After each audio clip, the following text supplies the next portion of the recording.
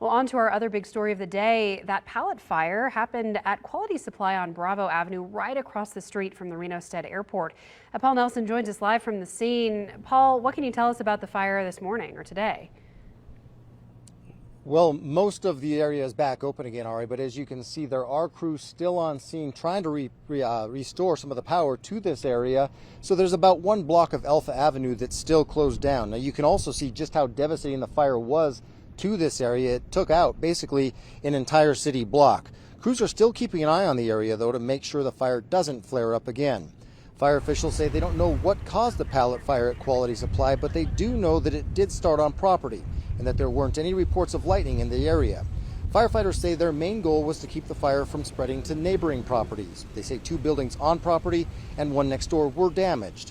They say flames shot about 40 feet into the air, partly because pallets are so flammable. You add a little wind with pallets on fire, and it just, the intensity of the heat can grow really, really quick. Today you can see what the fire left behind. It happened right across the street from the Reno-Stead airport, threatening some hangars.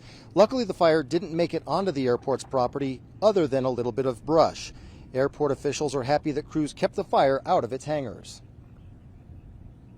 We have aircraft inside, some of them have gasoline in the wings of those aircraft. It could have been really disastrous out there. So you can't underestimate the effort that was put in to protect the airport last night.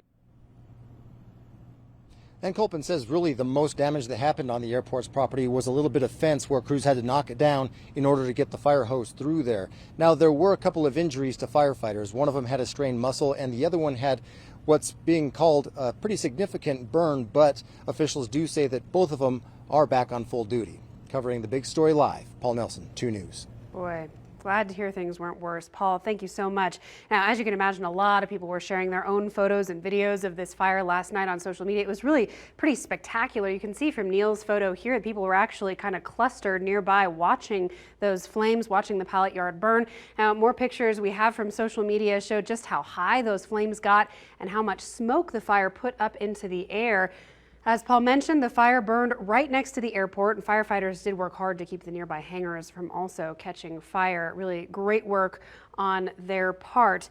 Now, people also took videos. Crews tell us people could feel the heat really from far away here. The Reno Firefighters Association also shared this video on social media showing them trying to cut through that fence there. Crews worked through the night to get the whole thing contained. But if you want to join in the conversation and see these posts for yourself, you can just head to our Facebook page. That's KTVN Channel 2.